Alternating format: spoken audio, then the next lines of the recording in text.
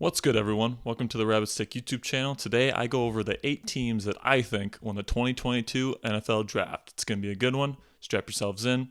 Let's get into this.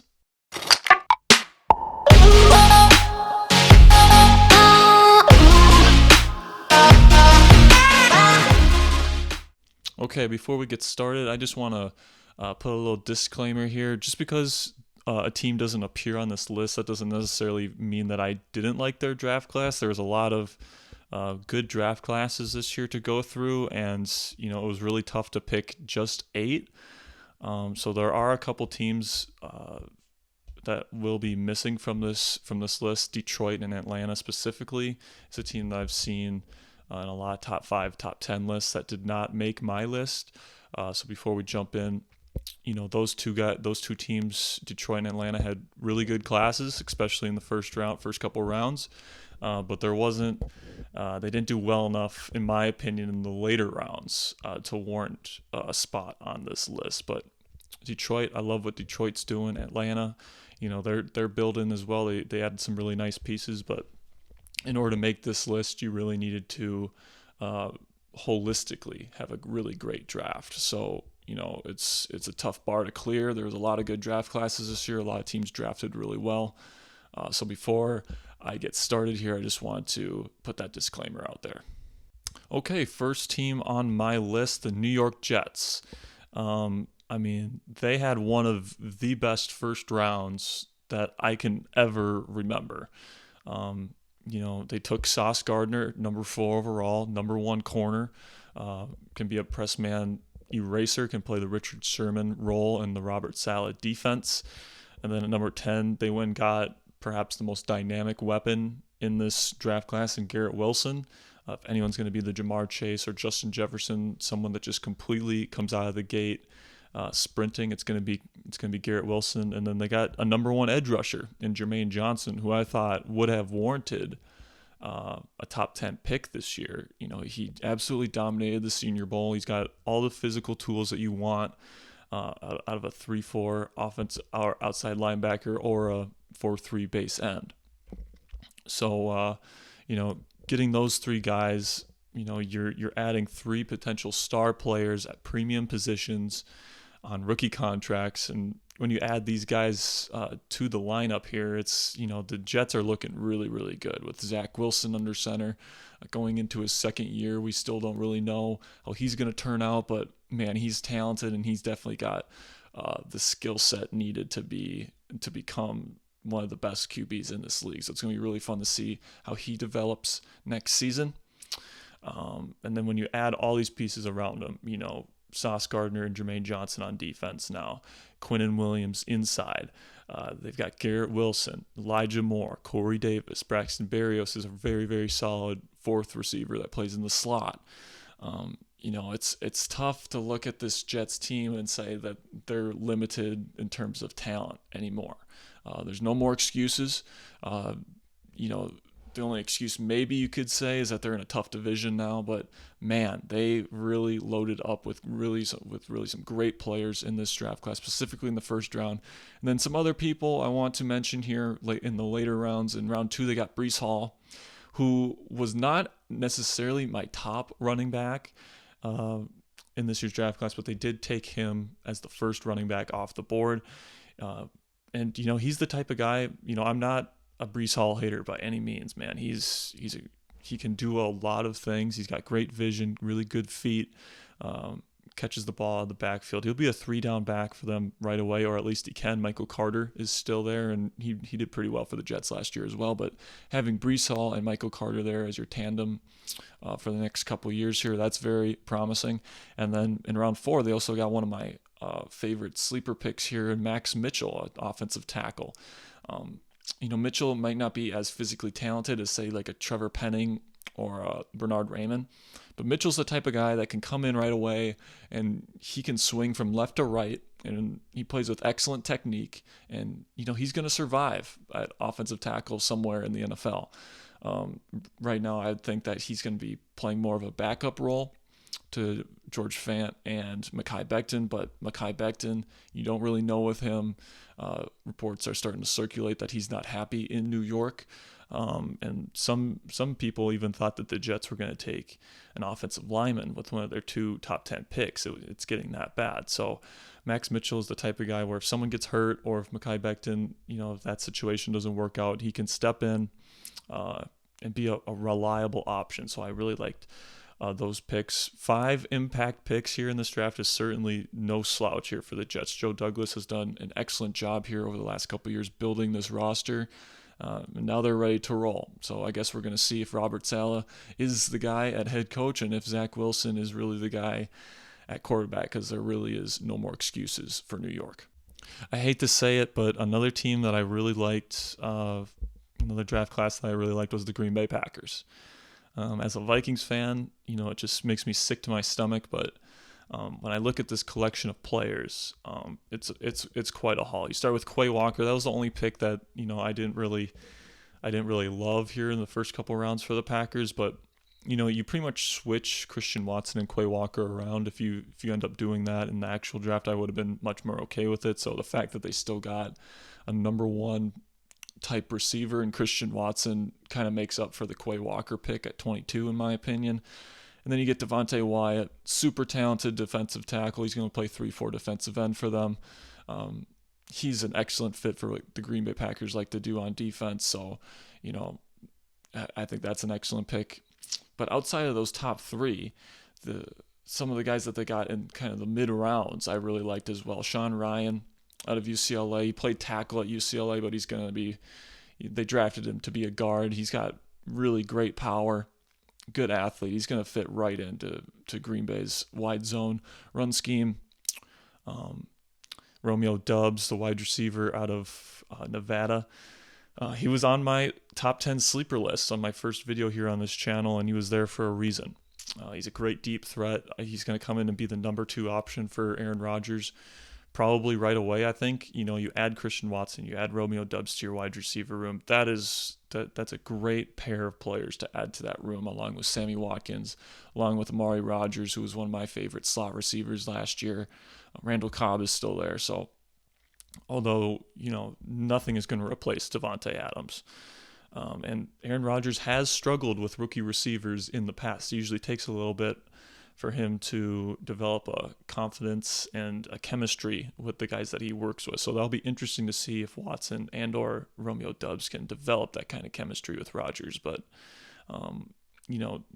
no one can deny that Green Bay landed 2 pretty darn talented players to their wide receiver room. And then finally, Zach Tom, who I thought was going to go a lot higher than this because of his versatility. He can play all 5 offensive line positions, which is something that's incredibly valuable in today's NFL, where you have people getting hurt all the time, and then you have to shuffle around offensive linemen trying to get your best 5 out there on the field. Zach Tom is the guy that's going to probably find his way onto football fields for a long time. And they get him at a 4th round value. To me, he was a 1st round kind of talent. Late 1st round, maybe early 2nd, they end up getting him in the 4th. So when you look at these 6 players, I think are going to, or at least have a chance to make a pretty good impact for the Packers. As a Vikings fan, it makes me sick to my stomach, but they kind of hit a home run here this year. Okay, I got a chalk pick here. Everyone's talking about this team right now, the Baltimore Ravens. They definitely had a great draft, okay? You look at the list of names, guys that I think are going to be impact players. Kyle Hamilton, Tyler Linderbaum, Ojabo, Travis Jones, Filele. Let's just go through all of them here. Kyle Hamilton, perfect fit for that defense that likes to do a lot of bluffing, likes to put a lot of people on the line of scrimmage, likes to keep quarterbacks on their toes and not really knowing what's coming. Kyle Hamilton is perfect for that kind of system. So I think that's the guy that they were targeting, and ended up getting him at I think it was 14. I can't remember when they picked, but I think they picked at 14, took him. Then they got Tyler Linderbaum, and Tyler Linderbaum, they needed a center, and Tyler Linderbaum is arguably the best pass protector at the center position in this draft. Baltimore likes to run a bit of power stuff, so it's going to be interesting to see if Linderbaum can hold up in a power run scheme. But no one can deny the talent of Linderbaum. He's an excellent player, definitely worth a 1st round value. David Ojabo, He goes from one Harbaugh to the other, going from Michigan to Baltimore. And, the kid is just, the kid on tape is special. There was times where he looked even more explosive than Aiden Hutchinson on the same defensive line. And that's saying something, man. Ojabo has a chance to be someone that's truly special. He's someone new to the position, fairly new to the position, but and then you add on the Achilles injury that he got at his pro day. You wonder if the same athleticism, the same explosion is going to be there when he comes back. Plus, he's going to be missing out on very valuable time during rookie training camp. It's going to be an uphill battle for Ojabo, but for a team that's really well put together like Baltimore's, this is worth the investment. Travis Jones, they got him in the third round. I thought he was a first-round talent, especially with how shallow the defensive tackle class was this year. They got him in the third round. I still can't believe that. That's one hell of a pick for the Ravens. He's going to be the type of guy, he can play nose tackle, can play 3 technique. He can even play 5 technique, in my opinion. Very athletic, very big, very sound tackler. And he affects the pocket. He affects the pocket pretty darn well, too. So very, very good pick here for Baltimore with Travis Jones. Daniel Failele, pretty raw right tackle, but he's freaking huge and he can move for a big guy. So, definitely going for the upside there with Failele. Jalen Armour Davis, he was the best corner for the Alabama Crimson Tide last year. They put him in press man coverage more than anybody else. Still a bit raw, still not the best in terms of technique. And matching ability in terms of pattern matching, but he's a talented player and he's got a chance to be a starter in this league someday. And then you got Charlie Kohler, who is my number 1 tight end. I say that he reminds me a lot of Travis Kelce. Man, if he turns out to be the type of player that I think he is, next to Mark Andrews, who's already arguably the best tight end in the league, dude, that'd be insane. The kinds of 12 personnel packages that they could run, forcing defenses, into their base coverages, and then letting Lamar just absolutely toast some linebackers. It's going to be interesting to see what Baltimore does with Charlie Kohler. Then they got a really good punter. It's a really good punter class. There was 3 punters that went in the early, kind of like the mid rounds. You don't really see punters go that early, or kickers, or unless they're really freaking good. We had 3 of them this year. So at the end of the day, just a ton of players that are going to either potentially become stars or guys that are just going to be solid players, So I really like this draft class for Baltimore. They got all the pieces there. They're really well coached. They got a great quarterback leading the way. So, the AFC North is absolutely loaded right now, probably besides the Steelers that are kind of way behind right now. But, you look at Baltimore, you look at Cincinnati, you look at Cleveland, all of them are very close. They're all playoff caliber teams. It's going to be interesting to see how Baltimore shakes out in 2022. Okay, I gotta give love out to Tennessee here. They took my guy Malik Willis in the 3rd round, and I think that's going to end up being the pick of the draft because I think that they have the perfect system in place to develop his talent. They don't have to rush him.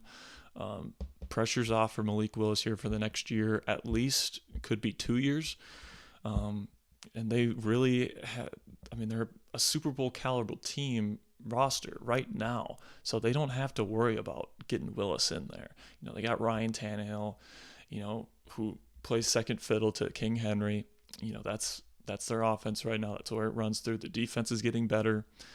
I didn't love how they got rid of AJ Brown, how they didn't pay up to secure one of the best X receivers in the game today. But if you're gonna replace him with somebody, you might as well draft somebody that wins the same way that he does, and that's what they did by taking Treylon Burks, number 18 overall. Showed up to the combine out of shape, which is a little bit concerning. But at his pro day, he looked a lot better. So we'll see when it comes to Treylon Burks. I don't think he works nearly as hard on his body as AJ Brown does, but they're very similar players, very similar builds. So that'll be interesting to see how he turns out. Roger McCreary, second round corner. He's going to be able to come in and be a starting level corner right away. He's very fundamentally sound. He's not the most talented guy physically, but the guy just wins. The guy just locks people up. So really like Roger McCreary here. Nicholas Petit-Frere, don't love him, but he's very, very raw. Let's put it that way. He's got all the tools to be a really good player, but man, he's so raw right now. And, I'm not sure if he's going to be able to become the player that his physical skill set would imply. But nonetheless, he could be an impact player, so that's why he's on my list. Hassan Haskins, it's going to be a good, solid third running back option for him. Someone to go in there and run power scheme when Derrick Henry needs a break. And then Chigozie Okonkwo, I think I'm saying that right, but this guy is Kyle Juszczyk 2.0. Okay, he blocks his ass off. He's listed as a tight end, but I think they're going to put him at fullback. And you can run him he runs great routes as a fullback, man. He's got good hands. This guy's going to be the next Kyle Juszczyk, in my opinion. Getting him in the 4th round is a pretty darn good value, in my opinion. Definitely one of the more interesting players in this draft. And then Kyle Phillips, to me, he reminds me a lot of Hunter Renfrow, only he's bigger and he is quicker. He's not as refined as Hunter Renfrow is, because Hunter Renfrow is one of the most refined route runners on the planet today.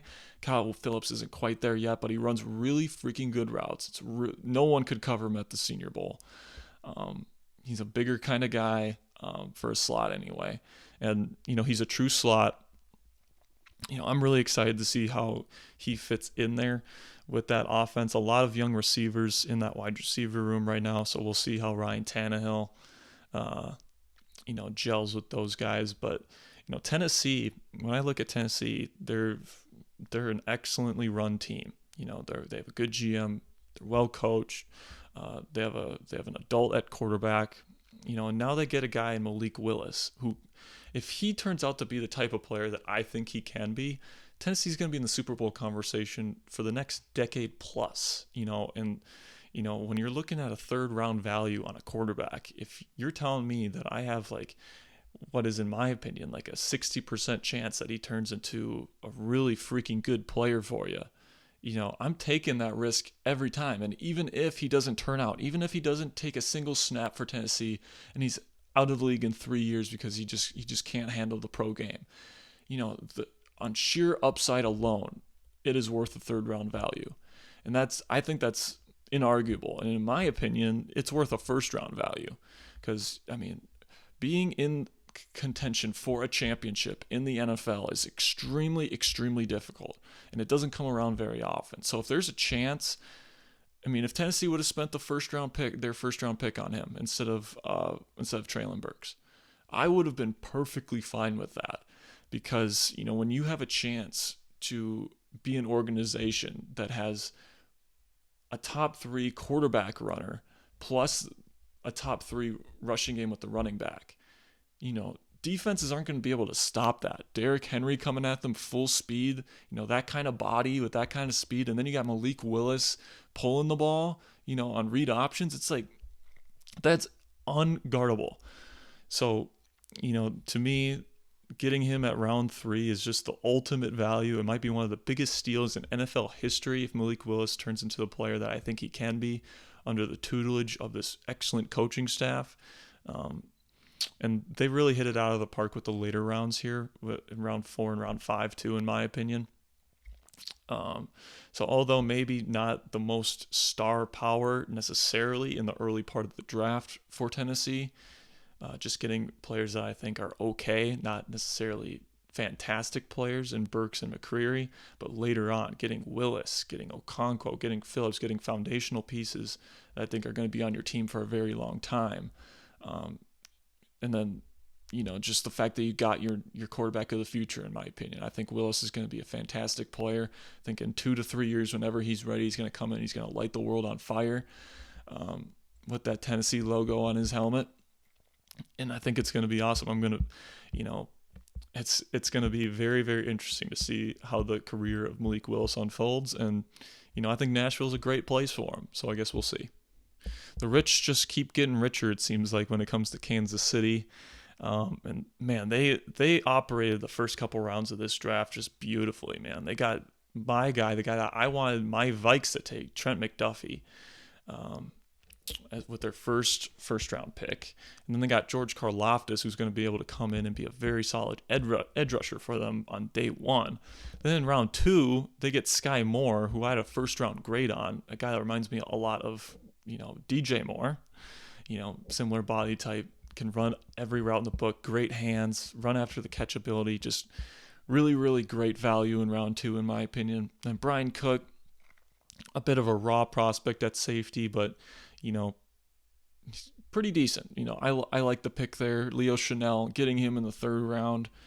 I mean, to me, Leo Chanel was a late 1st, early 2nd round value or grade, and they ended up getting him in the 3rd round, and a lot of linebackers were taken ahead of him. I don't get it because Leo Chanel is one of the more athletic, big, instinctual linebackers in this draft. And a lot of people had them as their top linebacker on their boards this year. So Kansas City getting him in the 3rd round is an absolute steal. Then they get really good offensive interior lineman in Darian Kennard out of Kentucky. Very strong player. He's gonna fit right in with Kansas City and protect Patrick Mahomes. Very good draft class for Kansas City. The rich just keep getting richer. Man, that AFC West next season is going to be an absolute bloodbath. And I mean, it's hard to pick anyone besides Kansas City at this point because they still got Patrick Mahomes. They're adding all this rookie talent to an already really, really great roster. So, Kansas City's going to be a really tough team to beat next season. All right, Houston is next on my list. I really liked Houston's draft this year. Derek Stingley Jr. at number 3 overall. Don't mind that pick at all. I thought they were going to go offensive lineman so that they could move off of Laramie Tunsil's terrible, terrible contract next season. But Derek Stingley Jr. I think is a superstar in this league. He's going to be possibly a Pro Bowl caliber talent right away. I think has a great chance of becoming an All-Pro, and he's got the physical gifts plus the just natural ability to play the position to be the best corner in the NFL one day. One of the hardest working guys out there. I mean, anyone that knows this kid, yes, he had some examples of, poor effort at LSU the last couple of years, but he was playing hurt, and LSU as an organization was just straight garbage the last couple of years. So, I have all the confidence in the world that he's going to be going 100% effort. Everyone that talks about this kid's work ethic is, it's just glowing reviews. Love that pick for Houston. Then they get Kenyon Green. Didn't love that pick, for a team that's rebuilding, going for a guard that early in the draft. Really thought you could have got some value at guard later in the draft, but whatever. He's a good player. And Jalen Petrie, first round grade I had on him. Love Jalen Petrie. Got him in the early 2nd. One of the smartest players in this draft. He's by all accounts, he is the best leader out of anyone else in this class. And that's saying something. Aiden Hutchinson is one hell of a leader, and people around Jalen Petrie at Baylor said that he was the best leader that he's ever been around. And a lot of the coaching staff at Baylor was at LSU when Jamal Adams was coming out of LSU. And I mean, the reviews on Jamal Adams were just incredibly glowing on his leadership, and they said Petrie is the better leader of the two. So that's very interesting to me. And John Mechie, didn't love the pick. He's going to be fine, I guess, but I thought especially in round 2 there was a lot better guys on the board. Christian Harris, definitely a lottery ticket. He's very physically gifted, but he's very raw in my opinion. Dameon Pierce is going to come in and be their number 1 running back right away. Blocks his ass off in the running game or in the passing game. He's a very powerful runner, very twitchy too. Very good pick there. And then Thomas Booker in round 5. A very shallow defensive tackle class. I think Thomas Booker is the diamond in the rough. He's an incredibly smart player. that tested very, very well at the combine. Really like Thomas Booker there in round 5. So, for a team that's rebuilding, I think that they added a lot of pieces that are definitely going to help their defense. And, in Thomas Booker, in Jalen Petrie, and Derek Stingley Jr. And then they got some pieces on offense as well, Kenyon Green and Damian Pearson. And there's a couple guys mixed in there, like Christian Harris, that you don't really know if they're going to turn out. But, Christian Harris, if he turns out, he's definitely got the physical upside there. So very, very good year of rebuilding here for Houston, in my opinion. All right, my number 7 team on this list is the Seattle Seahawks. It's hard. It was a little hard for me to put them on my list because they passed on Malik Willis so many times. But, just looking at the sheer amount of good players or potentially good players that they got in a rebuilding year, it's hard. It was just too hard not to put them on this list. So Charles Cross, franchise left tackle, you plug him in there, and he's going to be your left tackle for the next 10 years, 15 years maybe. Then you got Boye Mafe in round 2. Dominated the Senior Bowl, absolutely toasted all of the tackles at the Senior Bowl. I was very underwhelmed by his tape. But he's got the physical traits. He absolutely balled out at the Senior Bowl, which is the last time that we've seen him in game action. So he's definitely got the physical tools to be, a number 1 edge rusher someday. Then you got Kenneth Walker, who's going to be your number 1 running back right away. Chris Carson can't stay healthy. Kenneth Walker is going to be your workhorse, man. And then you bring in Chris Carson as your number 2. Very, very solid running back tandem going into 2022. Then Abraham Lucas, he's a right tackle, but he's got really high physical upside. And, I think that his technique is underrated. I think that I really like his technique, his balance. Hand placement could be better, but I really do like Abraham Lucas there in the 3rd round. Then they get Kobe Bryant and Tariq Woolen. I really thought these guys were going to go higher. These guys were projected, 2nd round, maybe early 3rd picks, and they got 1 in the 4th and 1 in the 5th. Very, very great values here for Seattle in rounds 4 and 5. Then Tariq Smith, an Ohio State edge rusher that I really like as well. I thought he was going to go a lot higher.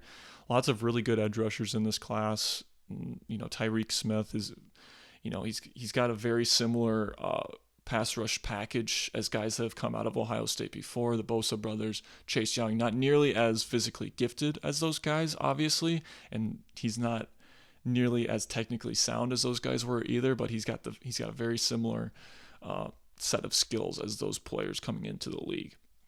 And then one of the best values in this entire draft, they got Bo Melton, wide receiver out of Rutgers. Production wasn't really there at Rutgers because they're Rutgers, but Bo Melton was, I think, a 4-star guy coming out of high school. And man, this guy runs excellent routes. To me, he looks a lot like Chris Olave, just he wasn't in Ohio State's offense with that really good quarterback play. He's kind of a smaller guy, probably a true Z, might be able to play some slot, but man, he runs great routes, great ball skills down the field, good enough hands. I mean, this is one of my guys. I think he's going to become a mainstay in that Seattle offensive scheme alongside DK Metcalf and Tyler Lockett. And now all they got to do is go and get Baker Mayfield. All right, my last team here, I have the Philadelphia Eagles. And, you look at this list here, and they only have 4 names on it, and one of them was a trade. But, man, I really loved what Howie Roseman did with this year's draft for a couple reasons. Number one, they pretty much spent one of their first-round picks on, in my opinion, a star receiver in A.J. Brown. Put him at X, and what that allows you to do is it allows you to put Devonta Smith at Z, and the thing about that is that you can use Devonta Smith in a lot of more creative and unique ways. Whereas if he's at X, he can't really be put in motion. He's just kind of there until it's snapped. But at Z, he can be the motion man. You can do a bunch of different creative stuff with Devonta Smith, and that's really what he's best at. So getting a true X in A.J. Brown does a lot for Nick Sirianni in terms of play design, in my opinion. So that was a great trade. I thought they absolutely won the trade. giving up a first or whatever it was and a third rounder for him, perfectly worth that pick in my opinion.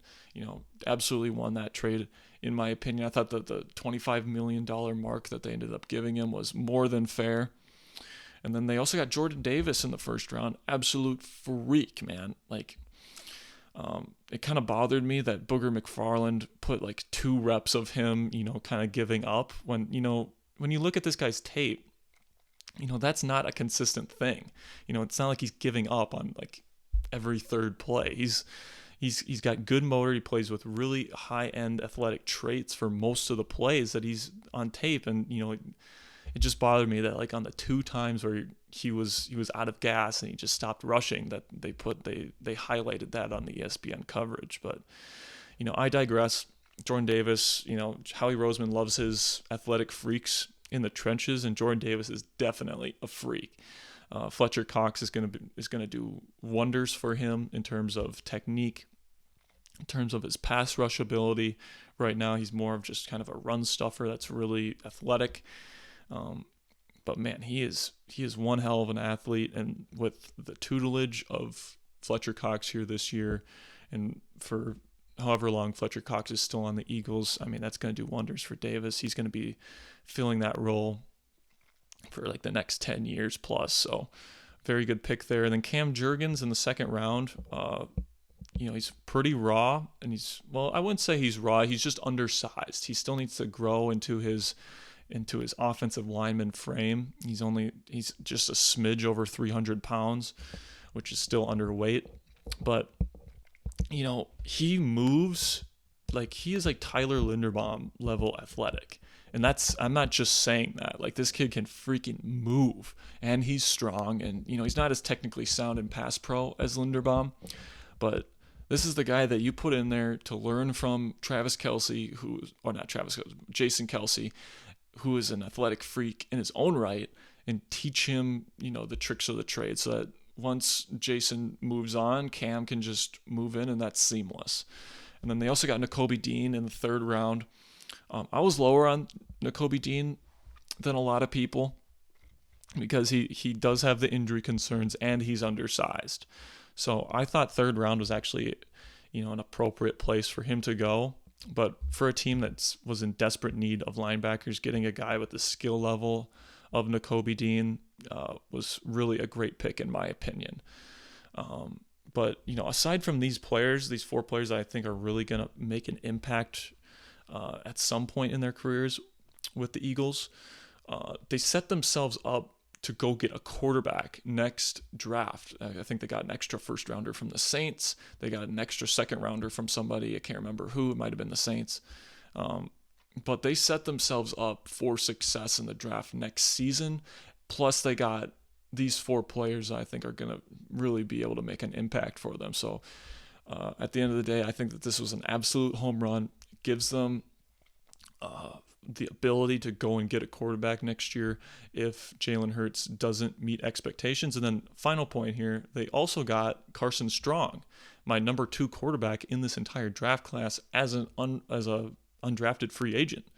So, I wouldn't be surprised whatsoever if Carson Strong's knee holds up, which, is a big if, because I think he would have been a top 50 pick if teams liked what they saw out of his medical checks. I don't think they did.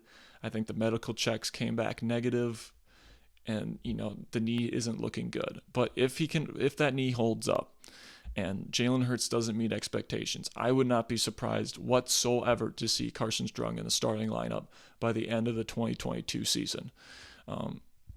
The kid can sling it. He's got a massive arm. He throws with great touch on his deep balls, which is something that Howie Roseman really likes in his quarterbacks. He liked that in Nick Foles. Nick Foles won him a Super Bowl. So I think he sees a stronger armed version of Nick Foles in Carson Strong. And I mean, I think that even that comp doesn't do Carson Strong justice. I think he's more of a Matt Ryan or a Kirk Cousins in terms of his skill set. And I think he has a real shot here if that knee holds up. If it doesn't, then obviously he's got no shot. And we'll see on Jalen. his 2021 tape still wasn't at the level that I wanted to see from him. This Eagles team really banked on their ability to run the football late in the season last year. Jalen Hurts still has a lot of work to do as a passer, still leaves clean pockets far too often. The accuracy sometimes is an issue. He doesn't have the strongest arm. Mental processing is still a work in progress. So we'll see how Jalen Hurts progresses here. But just like Zach Wilson in New York, Jalen Hurts has no more excuses here. This is the year for him. He needs to get it done. And right now, Philly has the best roster in this division, in my opinion. Sorry, Cowboys fans, it's just true. Philadelphia has some really great players. Got a good offensive line, good weapons, good offensive play caller and a head coach. Defense is very solid as well, and they just added Jordan Davis to that unit, so that's good luck. Offensive lines playing against the Eagles, but anyway, very solid draft, sets them up for the future. Takes a chance on someone that might not be physically, the way that you want him in Carson Strong, but man, he's got some serious traits, and if he holds up, then he has a chance to be something really great for the Eagles moving forward. And you give your quarterback the best possible chance at success. That's all you can ask for. Now we'll go into 2022, seeing if Jalen Hurts is up to the task. That's going to be it for this one. If there's a team that you think I missed, let me know in the comments section below. Make sure to subscribe to the channel if you like my content. Make sure to like this video if you like this video. Without further ado, I'll see you guys next time.